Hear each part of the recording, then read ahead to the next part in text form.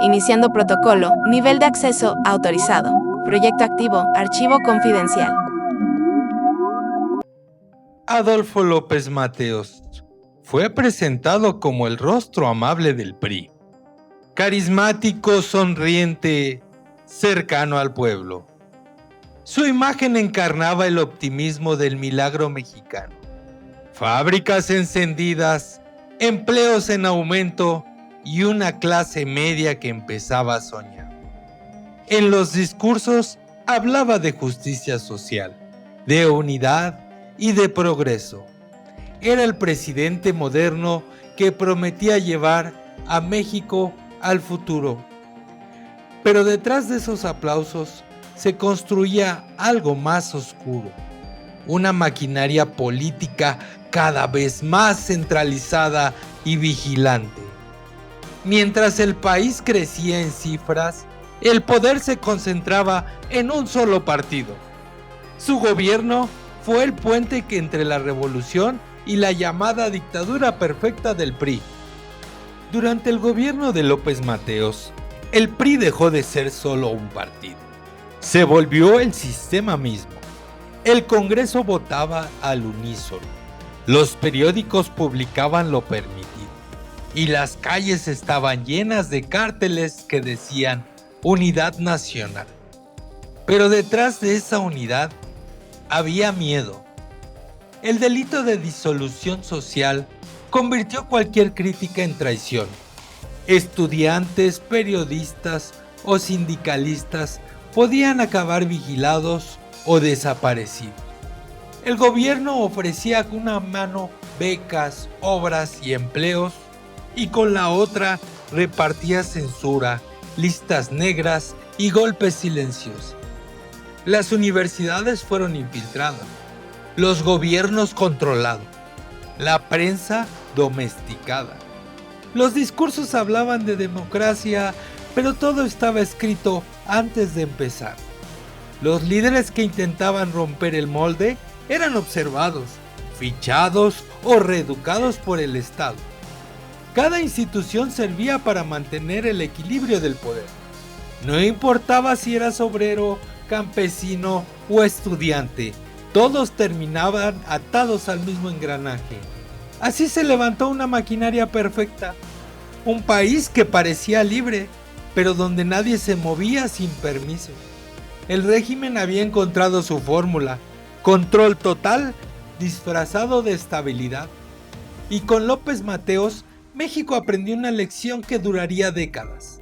La paz también puede ser una forma de vigilancia. En 1958, las aulas se vaciaron y los maestros salieron a la calle.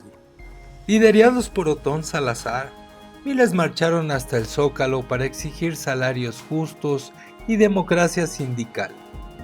Eran jóvenes y mujeres con tiza en las manos, pidiendo respeto, no privilegios. Pero el gobierno vio en ellos algo más que una protesta. Vio una amenaza. Las plazas se llenaron de granaderos. Las consignas se mezclaron con el gas lacrimógeno y los golpes. Otón Salazar fue detenido en su propia casa de madrugada, vendado, golpeado y llevado a un lugar que nunca se mencionó en los periódicos. El mensaje fue claro: ningún sindicato independiente tendría espacio en el México del milagro. Los maestros volvieron al aula, pero con miedo. Algunos siguieron enseñando en silencio, otros desaparecieron entre archivos y listas negras. El pizarrón se convirtió en símbolo, una superficie limpia donde el poder podía borrar cualquier disidencia. Mientras el país presumía progreso, la educación aprendía la lección más amarga. Enseñar también podía ser un acto de valentía. Y en los salones donde antes se hablaba de libertad, solo quedó una foto del presidente mirando desde la pared. A finales de los años 50, los trenes mexicanos dejaron de sonar, por un motivo distinto al descanso. El sindicato ferrocarrilero, cansado de la corrupción, fue recuperado por los trabajadores de base. Valentín Campa y Demetrio Vallejo se convirtieron en la voz de miles. Pedían algo simple: salarios justos y autonomía sindical. El movimiento creció como una locomotora en marcha. Paros, mítines y asambleas recorrieron todo el país. En marzo de 1959, los trenes se detuvieron. Había comenzado la huelga general. El gobierno respondió con la fuerza: soldados entrando a estaciones, arrestos, despidos masivos. Vallejo y Campa fueron llevados a Lecumberri, acusados de traición por defender a los suyos. Desde sus celdas siguieron escribiendo, convencidos de que la dignidad no se encierra. Mientras tanto, miles de familias quedaron sin empleo ni sustento. El mensaje era claro: en México los rieles solo podían moverse si el gobierno lo ordenaba. Las locomotoras volvieron a andar, pero el espíritu obrero quedó detenido en el tiempo. Vallejo y Campa se convirtieron en el símbolo de resistencia, presos políticos de una era que llamaba paz a la obediencia. En los muros del país aún resuena su eco. La libertad, como el tren, solo avanza cuando alguien se atreve a encenderlo. Durante el gobierno de López Mateos, la sombra del poder se organizó. La Dirección Federal de Seguridad creció en silencio, alimentada por el miedo y la obediencia.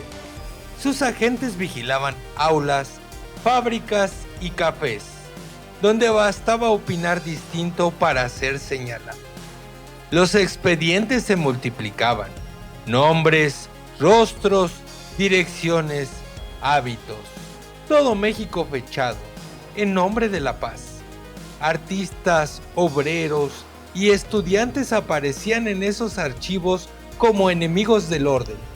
David Alfaro Siqueiros, el muralista del pueblo, fue encarcelado por pensar demasiado libre. En su celda siguió pintando murales invisibles, hechos solo de luz y esperanza. Mientras tanto, la DFS perfeccionaba su maquinaria de espionaje: micrófonos, fotografías, agentes encubiertos. El Estado aprendía a escuchar lo que el pueblo susurraba. Cada protesta tenía su infiltrado, cada sindicato su informante. Hasta la confianza se volvió sospechosa. Bajo el discurso de estabilidad, el país se convertía en un laboratorio de control. Este aparato afinado por López Mateos sería la herramienta de represión que explotaría una década después, en 1968. Rubén Jaramillo fue un campesino que conocía la tierra y la guerra. Veterano zapatista, creyó en la promesa del perdón presidencial. Aceptó la amnistía, volvió a su pueblo y quiso vivir en paz con su familia. Pero el 23 de mayo de 1962, la madrugada se llenó de botas y fusiles. Un comando militar irrumpió en su casa y lo sacó a la fuerza. Su esposa embarazada, sus 3 hijos y él fueron subidos a un camión sin rumbo. Horas después, los 5 aparecieron ejecutados en un paraje en Xochicalco. El silencio oficial fue absoluto.